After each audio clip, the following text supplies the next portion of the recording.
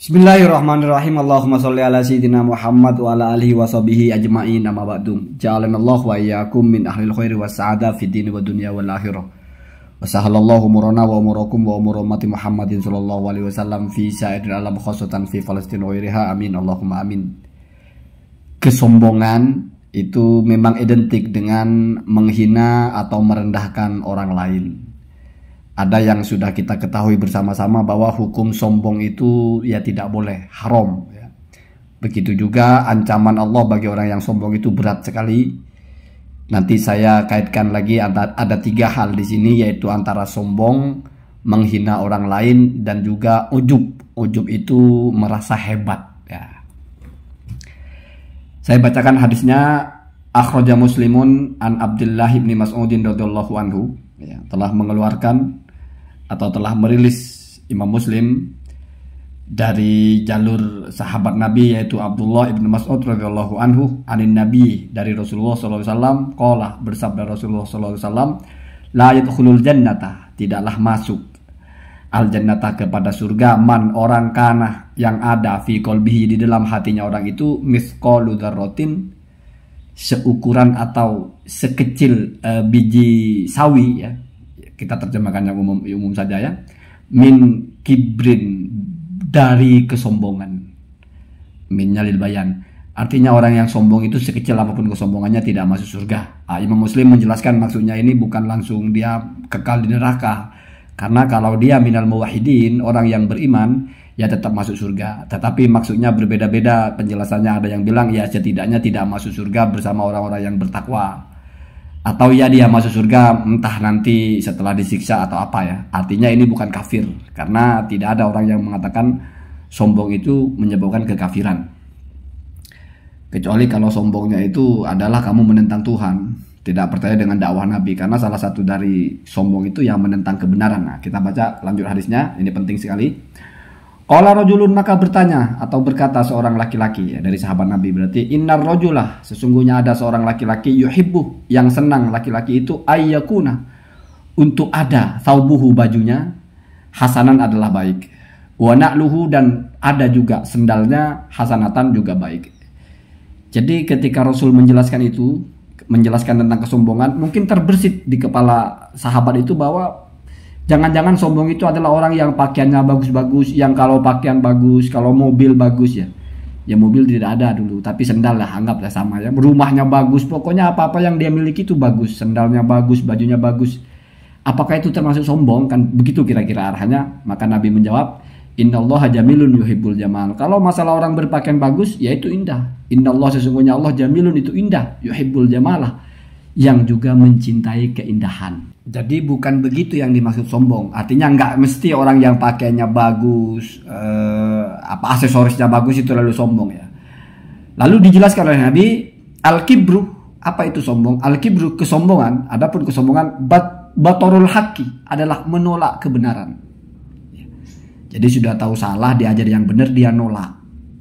Ya itu sombong, ya. Apalagi dia sudah tahu itu benar masih nolak. Ya seperti orang menolak dakwah, menolak nasihat, itu termasuk sombong. Nah, di sini baru masuk wa ghamtun nasi ai ihtiqaruhu, dan juga menghina atau merendahkan manusia. Itu ya kesombongan. Nah, kemudian mari kita baca bagaimana ulama menjelaskan tentang kesombongan itu, ya.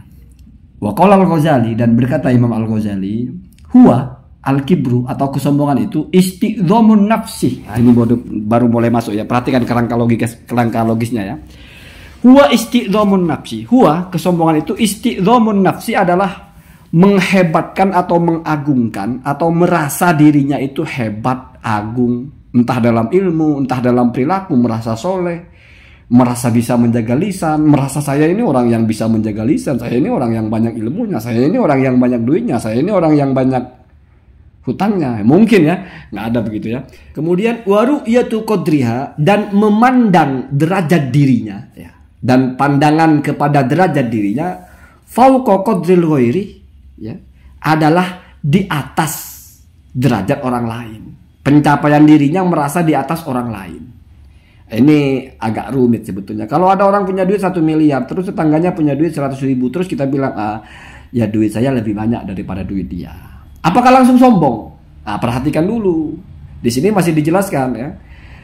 Makanya jangan langsung disimpulkan ya. Apalagi apakah setiap orang yang merasa dirinya lebih hebat dari orang lain langsung sombong ya? Masih dijelaskan dulu. Wa qala Zabidi, dan berkata Imam Zabidi, al-kibru, ya, kesombongan itu atau sombong itu halatun adalah sebuah keadaan yatakhassasu biha. Yatakhassasu di mana mengkhususkan atau menspesialkan atau menspesifikkan, merasa amazing. Merasa dirinya nggak ada yang sama, merasa spesial lah. Biha dengan keadaan itu al-insanu seorang manusia. Jadi manusia ketika dia merasa spesial, merasa dirinya nggak ada yang lebih hebat darinya, merasa paling keren lah gitu, itu sudah kesombongan. Min ijabihi binafsihi, ya. Berupa dia mengagungkan atau mengagumi atau terheran-heran ya, kepada pencapaian dirinya. Lalu dilanjutkan di sini. Ya, jadi berbeda. Kalau di atas punya Al-Ghazali itu belum dikaitkan dengan menghina, tapi cuma merasa saja. Merasa itu sudah sombong. Nah, yang kedua dilanjutkan lagi. Wa ayyara, dan juga dia ya, melihat nafsahu kepada dirinya sendiri akbar adalah lebih tinggi, lebih hebat, lebih keren, lebih mulia, lebih bagus. Pokoknya lebih lah ya, kecuali dalam keburukan ya. Gila itu kalau lebih buruk. Merasa dirinya lebih buruk itu bukan memuliakan, karena ini ke arahnya istiqdom ya. Jadi sepaket. Min ghairihi, dari yang lain. Jadi orang yang misalnya dia rajin sholat, terus dia ngerasa saya mah rajin sholat, nggak kayak dia. Saya mah lebih hebat dari dia gitu. Saya mah lebih sakti, lebih alim dari dia, lebih bersih pekerjaan saya, pencapaian saya juga lebih banyak dan sebagainya. Kemudian, qala Imam Al-Ghazali, berkata Imam Al-Ghazali, al-ajabu ya. Al-ajabu ya.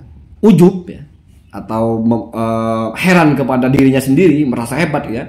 Huwa, hal itu isti'dhamun nikmati adalah makanya di sini ya, kalau keburukan nggak mungkin ya. Isti'dhamun nikmati adalah mengagungkan nikmat, menganggap nikmat itu luar biasa ya. Warukuni ilaiha, dan dia ngerasa menyandar kepada nikmat itu ya. Perhatikan catatannya. Ma'anisyani idhofatiha ilal mun'imi, dalam keadaan dia lupa untuk menyandarkan nikmat itu kepada yang memberi atau yang memberikan nikmatnya itu, yaitu kepada Allah. Nanti ini juga berkaitan dengan terapi bagaimana orang bisa tidak sombong begitu ya. Setelah melihat uraian ini, kita tidak menemukan di ucapan Az-Zabidi dengan Al-Ghazali ini menghina orang lain itu sombong.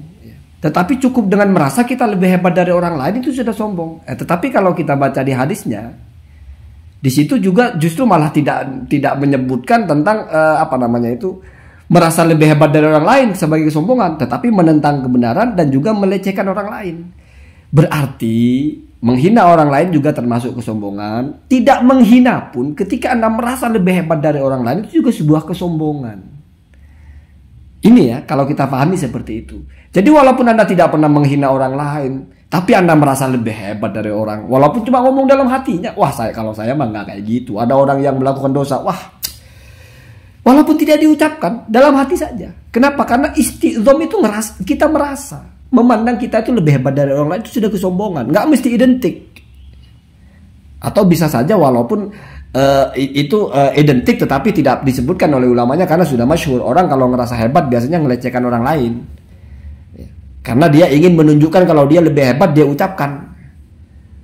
Bahkan ada yang mengatakan kalau kesombongan itu tidak bisa disembunyikan, karena itu mesti nampak dalam perbuatan atau ucapan gitu ya. Jadi sebetulnya sombong kalau secara presisi itu urusan hati masing-masing. Tidak ada kita yang tahu orang itu sombong atau tidak. Ada orang diem aja nggak pernah menghina, bukan berarti tidak sombong. Belum tentu. Bisa jadi dia ujub, dan ujub itu adalah identik dengan kesombongan, yaitu merasa diri ya. Lalu bagaimana cara menghindarinya? Yaitu tadi kita pakai yang tulisan merah ini. Jadi kamu ujub, kamu sombong, kamu merasa hebat karena kamu lupa nisyanu idawfatihi ilal mun'im. Mestinya kalau kamu ingat apapun yang kamu capai itu pemberian. Kamu bisa jadi orang kaya, itu rezeki dari Allah. Tapi saya kan hebat kerja. Aduh Pak, waktu kecil, waktu kamu masih umur satu hari, kamu bisa ngapain? Itu kan Allah beri kamu ibu yang sayang kepada kamu sehingga kamu dikasih makanan yang bagus. Setelah itu disekolahin yang bagus, diajari kerja yang bagus. Tidak mungkin terlepas ya, Apalagi kita bicara tentang iman. Orang beriman itu nikmat luar biasa. Orang tidak beriman itu karena tidak dapat nikmat saja. Orang yang jahat tidak dapat hidayah. Ngapain kita ngerasa lebih hebat? Wah, saya mah bersih, saya mah nggak pernah berdosa, saya mah jarang dosa, dosa saya mah kecil-kecil, dia mah dosanya nggak pernah sholat. Ngapain begitu? Bukankah kalau Allah mau orang itu jauh lebih hebat dari kamu, bahkan dalam hitungan detik? Maka saya ingat ucapannya Gus Mus itu, jangan pernah menilai orang ketika masih hidup. Kita tidak tahu. Kalau ucapannya Imam Asy'arani, ad-dunya darut taklif walaisa darun natijah atau nataij. Di dunia ini kita orang bekerja, bukan waktunya kita menilai. Jadi persetanlah dengan orang lain. Dia mau ngapain, kita urus diri kita sendiri. Maka dengan begitu kamu terhindar dari kesombongan, terhindar dari ingin menghina orang. Karena kan kalau sudah ngerasa hebat kan lemes, nggak mungkin kita nggak ungkapkan. Kita cerita, wah dia mah gajinya cuma 2 juta sebulan, saya mah 50 juta sehari. Jadi mesti sepaket antara memuji dirinya dengan ghamtun nas, merendahkan orang lain. Karena di ibarah-ibarah lain disambungkan gitu ya. Jadi isti'dhamun nafsi wa ihtiqarul ghairi, mengagungkan diri, merendahkan orang. Nasab misalnya, saya mah keturunan Nabi, saya mah keturunan Wali Songo misalnya, kamu mah keturunan apa? Keturunan orang penyembah batu. Ngapain begitu coba?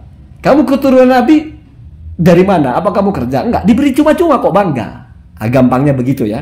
Jadi ingat, jangan lupa untuk idhofatun nikmati ilal mun'im. Itu kunci kita tidak sombong. Sama dengan beginilah, kita ada 3 orang gak bisa ngapa-ngapain ya, batu lah semuanya ya. Terus satunya kita cat dengan warna yang bagus sekali, kita kasih lukis bunga. Satunya kita kasih gambar tai ayam. Layak nggak si batu yang kita kasih lukis bunga itu belagu gitu? Saya mah keren lukisannya, gambar bunga, kamu mau tai ayam. Padahal sama-sama batu, Pak, diem aja gitu. Ini penting ya. Bagaimana kita menghantam egoisme, menghantam merasa itu dengan cara itu. Jangan hilangkan satu potensi, karena kalau menghilangkan an-nisyanu ya, atau nisyanu idhofatin nikmati ilal mun'im, itulah al-ujub ya. Nah, kalau hadis Nabi ini kan selaras dengan firman Allah ketika mensifati iblis itu aba wastakbara. Malaikat bersujud semuanya kecuali iblis, aba wastakbara. Ya. Aba itu enggan. Artinya sudah tahu itu perintah Allah, itu kebenaran, aba, dia enggan. Makanya sabda Nabi batarul haq, menolak. Ya. Menolak itu berarti menentang. Kemudian istakbarahnya iblis, wastakbar, jadi menentang itu, kemudian wastakbar juga menyombongkan diri. Ana khairum minhu, aku lebih baik darinya. Itu definisi sombong. Dan ketika ada klaim ana khairun minhu, ketika merasa sudah lebih baik, mesti nurut, mesti turunannya itu melecehkan orang. Khalaqtani min nar wa khalaqtahu min tin. Saya mah dari api, keren. Dia mah dari tanah liat. Nah, gitu ya. Jadi memang udah sepaket. Kalau kita sudah ngerasa lebih hebat dari orang lain, terucap atau tidak terucap, kita mesti akan menghina orang lain. Saya mah lebih banyak duit saya. Kecuali kalau kita cuma memang sedang bicara statistik. Saya mencapai berapa? Saya mencapai duit 1 miliar. Kamu mencapai duit 3 juta. Ya itu kan statistik, Pak, kenyataan. Jadi kalau masalah rasa itu di hati, Pak, bukan di ucapan. Jadi nggak bisa kita gampang menghukumi orang dengan ucapannya lalu sombong, dengan tingkah lakunya lalu sombong. Tapi tanya hatinya. Apakah dia itu tujuannya merasa lebih baik dari orang lain, atau ingin sedang menasehati, atau ingin sedang mencambuk, memotivasi, atau apa, kan kita tidak tahu. Maka kibrun itu termasuk kepada penyakit hati. Ya, penyakit hati. Cuman kalau atas nama menasehati kita gamblangkan sombong itu, yaitu kamu merasa lebih hebat dari orang lain, lalu kamu berbicara menunjukkan kalau kamu lebih hebat dengan cara apapun. Merasa lebih soleh lah, merasa lebih bisa menjaga diri daripada orang lain, merasa lebih bisa menghindarkan dari dosa daripada orang lain. Lalu muncul, kalau dia mah memang orang nggak ada imannya, nggak ada otaknya, dosa dihantam-hantam aja. Kalau saya mah bersih, saya mah orang baik-baik. Itu adalah ujub, memandang dirinya hebat dan ditambah dengan merasa lebih dari orang lain. Itu kuncinya. Nah, imbas dari itu, ketika muncul narasi yang cocok, ya merendahkan orang lain. Itu ya, itu hadis nabinya begitu ya. Ghamtul ghairi atau ghamtun nasi. Ya, jadi jangan sampai kita seperti itu. Kuncinya gampang, Pak. Ya. Udahlah ya. Nggak mesti lalu kita berbuat dosa yang banyak-banyak biar nggak ngerasa lebih baik. Itu mah bujukan setan, jebakan setan itu. Wah, kalau begitu kita daripada kita jadi orang baik, nanti kita menghina, lebih baik kita berdosa saja biar sama dengan orang, biar nggak menghina. Itu mah rayuan setan. Pokoknya kalau ujung-ujungnya berbuat dosa itu mesti rayuan iblis, gitu aja gampangnya ya. Maka bagaimana caranya? Imam Ghazali itu bagus, menarik sekali konsepnya. Bagaimana mendefinisikan ujub, sekaligus di situ petanya. Jadi kamu lupa untuk menyadari apa yang kamu capai itu bukan kamu yang buat, bukan kamu peroleh dengan kehebatan kamu, itu kamu dikasih. Itu baru kita merasa tahu diri gitu loh. Justru kita prihatin kepada orang, aduh kasihan ya. Semoga Allah juga kasih dia sama dengan saya. Itu dosa enak.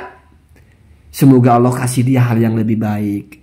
Aduh kasihan ya, semoga Allah kasih dia ampunan. Aduh kasihan ya, semoga Allah kasih dia jalan keluar. Aduh kasihan ya. Bukan wah, kalau dia mah udah biasa blangsat. Kalau saya mah keren. Ah itu ya, itu. Jadi daripada kita asik-asik membuli orang ya, melalui konten ini, mari kita itu masing-masing tanya kepada hati sendiri. Sombong itu kita ikuti definisinya ulama, kita ikuti definisinya Al-Quran dan definisinya hadis, juga bagaimana ulama mengurai.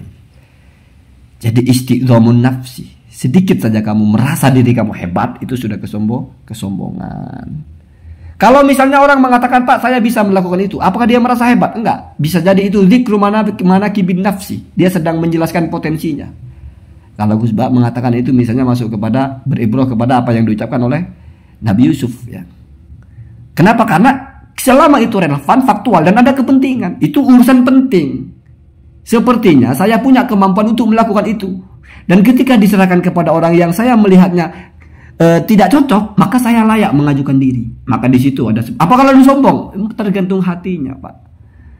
Tergantung hatinya begitu ya. Tapi kalau apapun, mau kamu sombong mau tidak, menghina orang lain itu menyakiti hati orang lain. Jadi tidak perlu pembelaan ya. Menyakiti hati orang lain itu tidak boleh ya. Menghina orang lain tidak boleh. Entah berdasarkan kesombongan lah, berdasarkan bertanda saja lah, berdasarkan apalah, tidak boleh menghina orang lain. Apakah sombong atau tidak sombong? Urusan yang melakukan. Kalau kita melarang tentang kesombongan, tidak perlu bawa kasus, siapapun tidak boleh sombong.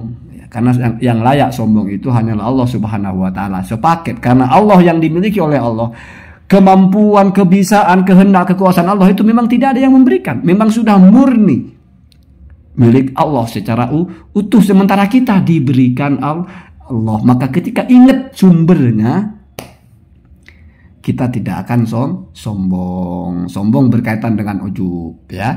Makanya di sini kalau Az-Zabidi menyebut ya min ijabihi binafsihi, lalu Al-Ghazali juga menjelaskan bahwa al-ujub itu apa?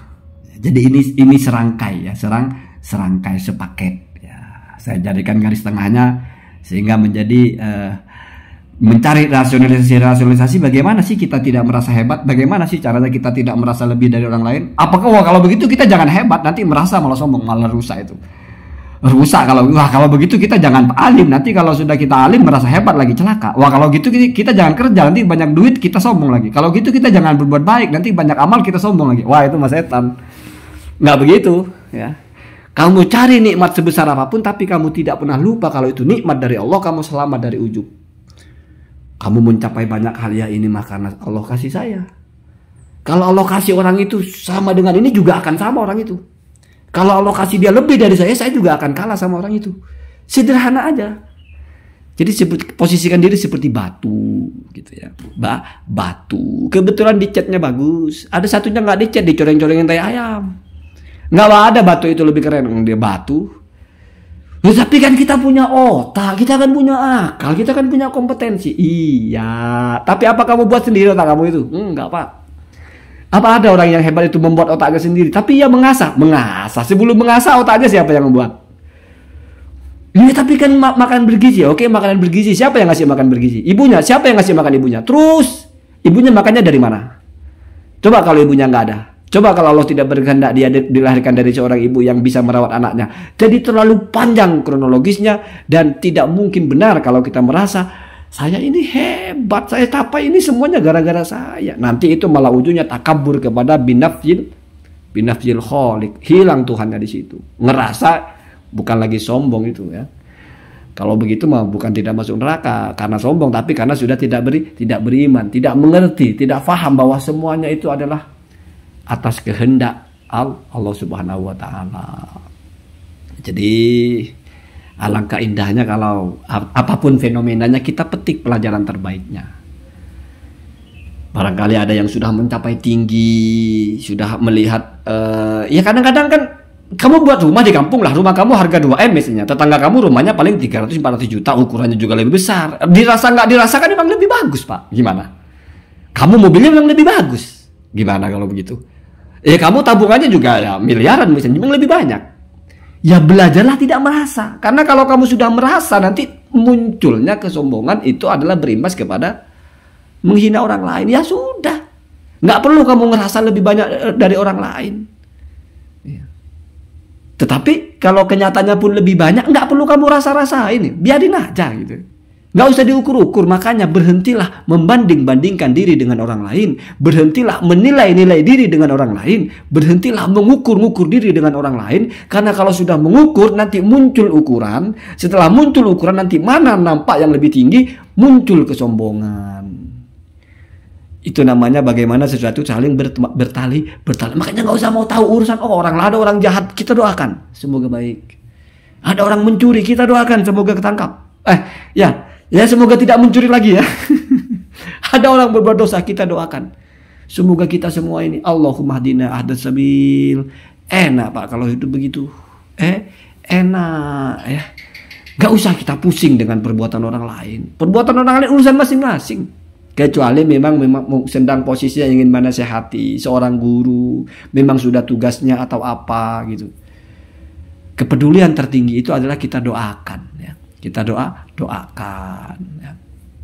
Daripada hanya maki-maki. Tapi tidak perlu dibela juga. Itu bukan menghina, itu ngapain? Ngapain menghina ya menghina ya. Melecehkan ya melecehkan. Apapun itu. Cuma marilah kita dari ibrah ini belajar bahwa kesombongan itu bukan hanya dimiliki orang-orang besar. Ada orang yang tidak punya apa-apa masih sombong juga. Saya mah walaupun nggak punya apa-apa tapi tidak banyak hutang. Ada dia hutangnya di mana-mana. Wah ini kurang ajar ini. Sudah miskin misalnya ya. Hanya karena sedikit aja lebih unggul, tidak punya hutang, masih sempet-sempetnya menghina. Ya karena itu sepaket.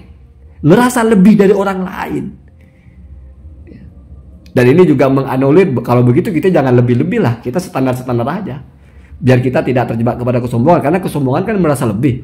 Ya kenyataannya Pak yang nggak lebih amat, bahkan minim ya. Apa nggak ada orang miskin yang sombong? Banyak Pak. Saya mah miskin nggak punya apa-apa, tapi saya jaga sholat. Kamu walaupun kaya, sholatnya kamu tinggalkan. Ahli neraka. Itu sombong Pak begitu. Kenapa? Merasa lebih baik, apalagi dalam masalah agama itu.